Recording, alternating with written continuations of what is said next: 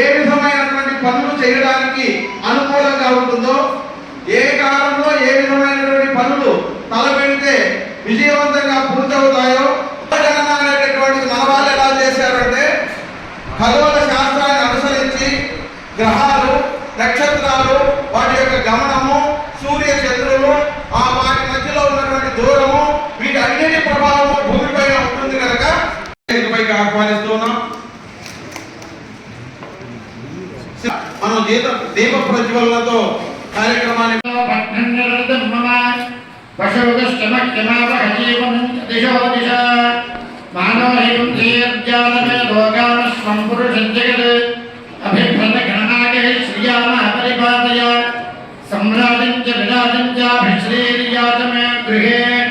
లక్ష్మీ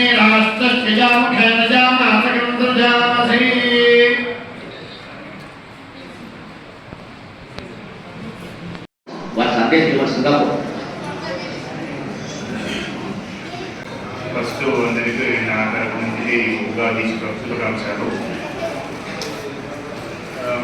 ఇక్కడ వచ్చి మీరు మాట్లాడిన అన్ని పాయింట్స్ నేను జాగ్రత్తగా విన్నాను.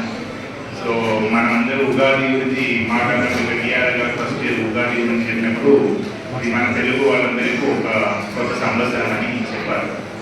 అంటే ఎక్కడైతే తెలుగు ప్రజలందరికీ మనకు ఒక కొత్త సంవత్సరం ఉగాది.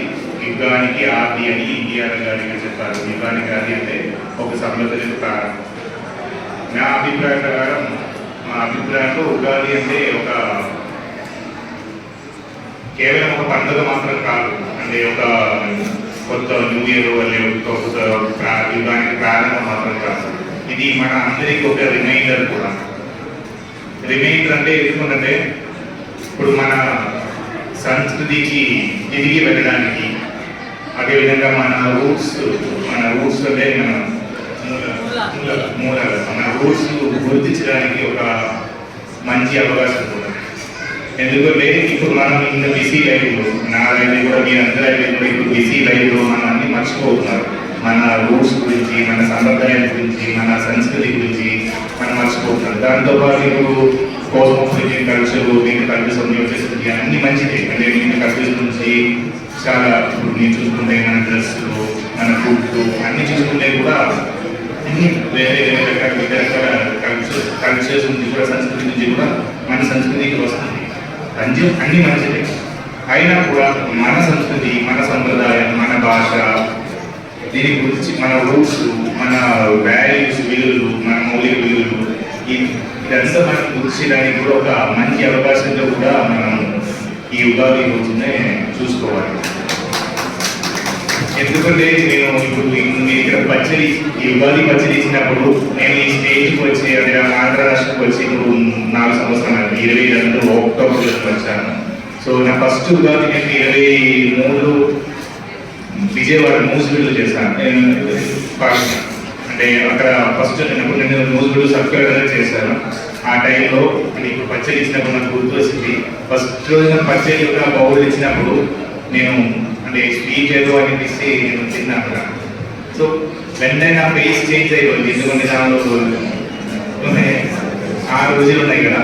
సో ఫేస్ వెంటనే చేంజ్ అయినప్పుడు నాకు బౌల్ ఇచ్చిన ఒక పెద్దగా వచ్చిన చెప్పారు, సరే అంటే 6 రోజులు పెడుతున్నారు నేను, 6 రోజులు అంటే మీకు మీ జీవితాలు అంటే జీవితం అంటే సంతోషం మాత్రం కాదు అని గుర్తు చేయడానికి, అంటే జీవితంలో వివిధ రకాల అనుభవాలు ఉన్నాయి, అనుభవాలన్నీ సమ్మెలనే జీవితం అని మనకు ప్రతి ఒక్కరికి గుర్తు చేయడానికి ఈ పచ్చడి మనం ఉగాది రోజు ఇస్తున్నాం. దానికి నేను ఫస్ట్ మీకు స్టార్ట్ చేసినప్పుడు కూడా ఉగాది అంటే ఒక రిమైండర్ అని చెప్తున్నాను. ఇక్కడ కూడా ఈ పచ్చడి కూడా ఒక రిమైండర్. మనకు ఉగాది పచ్చడి అంటే కూడా మనకు రిమైండర్.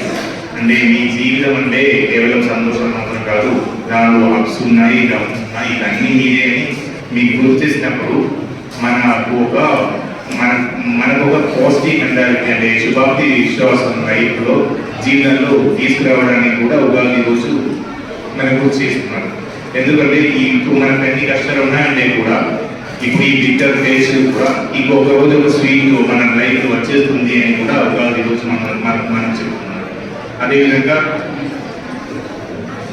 కరుణ అంటే ఇప్పుడు మనం ఒక మంచి పొజిషన్ మనం కూర్చున్నప్పుడు కూడా మన పక్కన వారు వాళ్ళకి కొద్ది కష్టాలు ఉన్నాయంటే కూడా అది శాశ్వతం కాదు. వాళ్ళకి వాళ్ళకి మంచి రోజు వస్తుంది, మనకు ఒక బ్యాడ్ టైం కూడా వచ్చేస్తుంది అని కూడా మనకు గుర్తు చేస్తే వాళ్ళకు కూడా సపోర్ట్ చేయాల్సిన బాధ్యత, వాళ్ళకు కూడా సహాయం అందించాల్సిన బాధ్యత మనది అని కూడా ఉగాది రోజు గుర్తు చేస్తుంది. అహంత అంటే మనం మనకు పెద్ద పోస్ట్, ఇప్పుడు మనం అందరూ పెద్ద పోస్టులు వచ్చినప్పుడు ఎకనామికల్గా ఏదో ఒకటి మనకు ఒక మంచి పోస్టులు వచ్చినప్పుడు కూడా నేను పెద్ద ఎవరు అయ్యారు, మీరందరూ చిన్నది ఒక అహంత మెంటాలిటీ అహమని భావం వచ్చినప్పుడు కూడా అది మనకు గుర్తు చేస్తుంది. ఏంటి రేపు ఒక రోజు మీకు ఒక డౌన్ వచ్చేస్తుంది, సో మీరు ఇంకా అహంత పెట్టుకోవడానికి కూడా లేదు అని కూడా మనకు గుర్తు చేస్తుంది.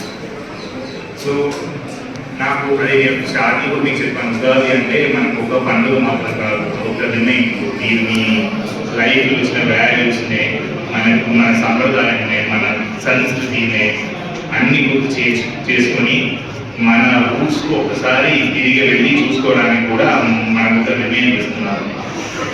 మరి ఒకసారి అందరికీ ఉగాది శుభాకాంక్షలు చేసుకుని తీసుకున్నటువంటి నేను ఈ కార్యక్రమంలో ఉగాదికి సంబంధించిన అంశాన్ని తొలుత వ్యాఖ్యాత జయరామరెడ్డి గారు చాలా చక్కగా వివరించారు. ఉగాది యుగాల సాగి, యుగం అంటే సంవత్సరం, సంవత్సరాది. చైత్ర శుద్ధ పాడ్యం నుంచి కొత్త సంవత్సరం మొదలవుతుంది కాబట్టి తెలుగు వారికి ఇది తెలుగు ఉగాది. మన కాలమానం ప్రకారం చైత్ర వైశాఖాలు ప్రకృతి చిగురించేటువంటి సమయం నుంచే కాలం ఆరంభం. కాబట్టి మన ప్రామాణికం ప్రకారం తెలుగు వారి యొక్క సాంప్రదాయం చైత్ర వైశాఖాల నుంచే మొదలవుతుంది. కాబట్టి చైత్ర మాసం మొట్టమొదటి రోజున, చైత్ర శుద్ధ పాడ్యమి రోజున ఈ ఉగాది పండుగను జరుపుకోవడం అనేది అనాదిగా వస్తున్నటువంటి మన సాంప్రదాయం. దాన్ని కొనసాగించుకుంటూ వెళ్ళే విషయంలో ఆంధ్రప్రదేశ్ రాష్ట్ర ప్రభుత్వం కూడా ఇవాళ రాష్ట్ర స్థాయిలో భారీ కార్యక్రమాన్ని కూడా ఏర్పాటు చేయడం జరిగింది. చాలా మంది కవులకి, కళాకారులకి, పండితులకి అందరికీ కూడా సన్మాన కార్యక్రమాలు ఏర్పాటు చేస్తూ వారందరికీ కూడా హంసరత్న అవార్డు ఇవ్వడం అనే కార్యక్రమం కూడా చేపట్టబోతుంది. సో మనకు ఉన్నటువంటి కాల వ్యవస్థ తక్కువది కాబట్టి చాలా త్వరితగతిన ఈ కార్యక్రమాన్ని మనం తీసుకొని మన దగ్గర కూడా ఉన్నటువంటి కవి పండితులకి సత్కరించాలనే భావన గౌరవ కలెక్టర్ గారు వ్యక్తపరిచినందున చాలా సంవత్సరంలో వారందరినీ కూడా గుర్తించి మనం తీసుకోవడం జరిగింది. ఈ రోజున ఈ కార్యక్రమంలో అతిథుల ప్రసంగాలు, పంచాంగ శ్రవణం అయిపోయిన తర్వాత వారికి సత్కార కార్యక్రమాలు ఉంటాయి. చాలా బ్రీఫ్గా ఈ ప్రోగ్రామ్ని ఒక 1.5 అవర్లో ముగించడానికి మనమంతా కూడా కార్యాచరణ చేసుకున్నాం. పిల్లలు కూడా ఉన్నారు కాబట్టి వాళ్ళకి ఎక్కువగా బోర్ కలిగించకుండా, విసుగు రాకుండా చక్కగా వక్తలు కూడా మంచి మాటలు చెప్తూ వాళ్ళని అలరించవలసిందిగా కోరుకుంటూ సభాధ్యక్షుడిగా తొలుత ఈరోజు కార్యక్రమాల్లో మొదటిగా పంచాంగ శ్రవణానికి ప్రాధాన్యత ఇవ్వవలసిందిగా ఇస్తూ వారిని మాట్లాడవలసిందిగా కోరుతారు, పంచాంగ శ్రవణం చేయవలసిందిగా కోరుతారు. ఆదిపూజ్యాయ దేవాయ దంతమోదకధారిణే ప్రాణయాంతాయ శ్రీ.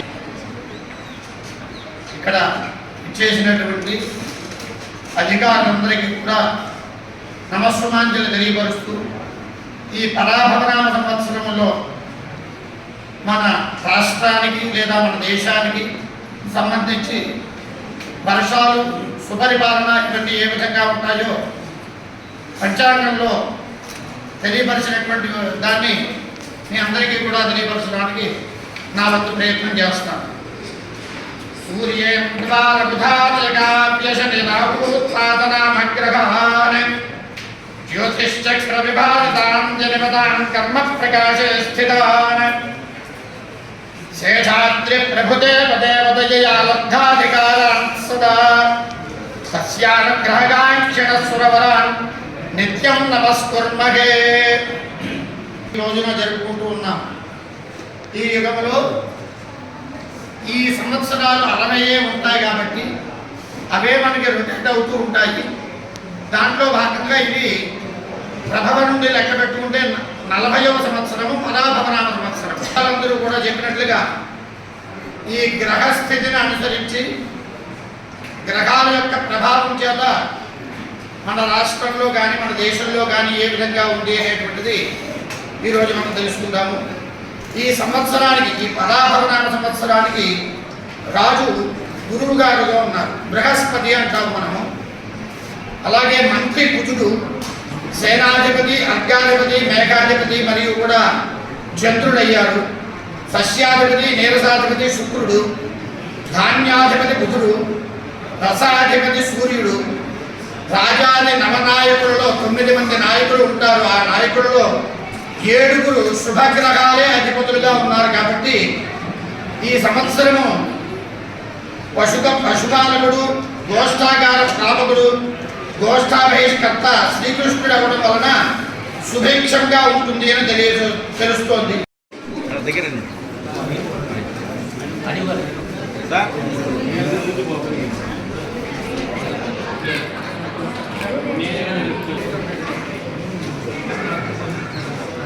సార్ సార్ సార్ స్వీకరించవలసిందిగా కోరుతున్నాం.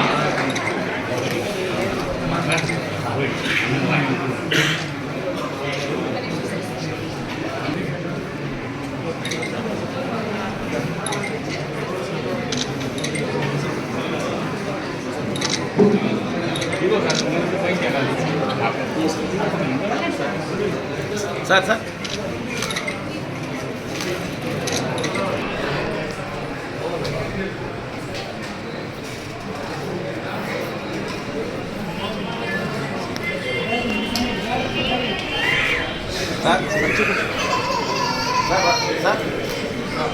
సార్ సార్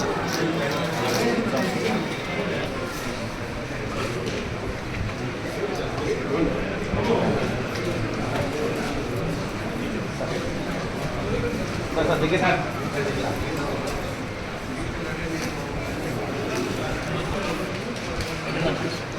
స్నేహితులు వెంకటరమణ గారు సార్ देखिए ఐశ్వర్యం భవతి శతమితి శతంతి దీర్ఘమాయుః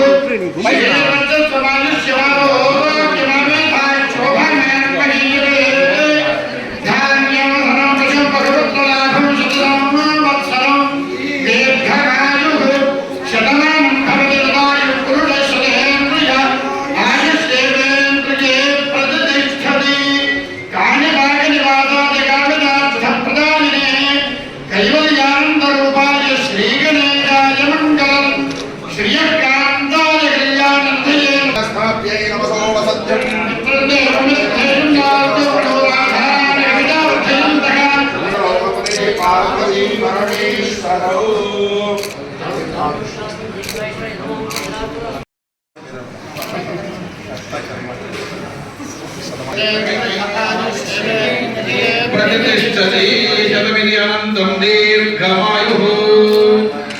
ओम भद्रं कर्णेमहं वस्मयाम देवाः भद्रं पश्येवेर्मात्रवेदचन्द्राः शिरयङ्गैः शुक्लवानवन्मनोभिः यशेमदेवहितं निदायुः स्वस्ति न यत्रो पुत्रस्वराः स्वस्ति न पूर्व्याशमीराः स्वरान्तिरस्यान्तदस्यान्तिः ध्यापरोधाधानभ्यामुद्धयन्तः తెలుస్తూ ఉన్నారు.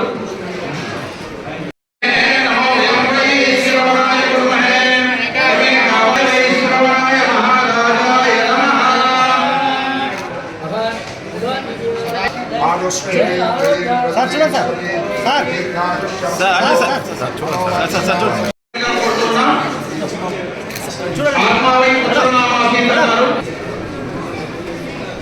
సార్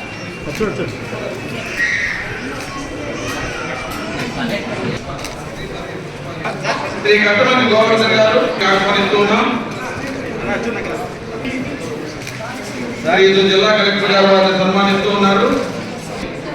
శ్రీమతి గండికోట వాణిజ్య గారు వారి వేదిక మీద రాలేదు. సామాజిక సేవారంగం నుంచి శ్రీ కె దామోదరాచారి గారు వారిని వేదిక మీదకి రావాల్సిందిగా కోరుతున్నాం. చిత్రకారు రంగం నుంచి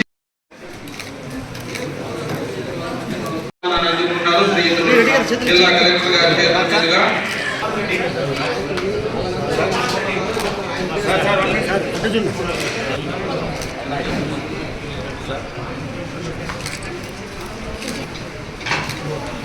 శ్రీ మల్లేరు హరినాయుడు గారిని శ్రీయుతుల జిల్లా కలెక్టర్ గారు మరియు డిఆర్ఓ గారు సన్మానం చేస్తున్నారు. వారికి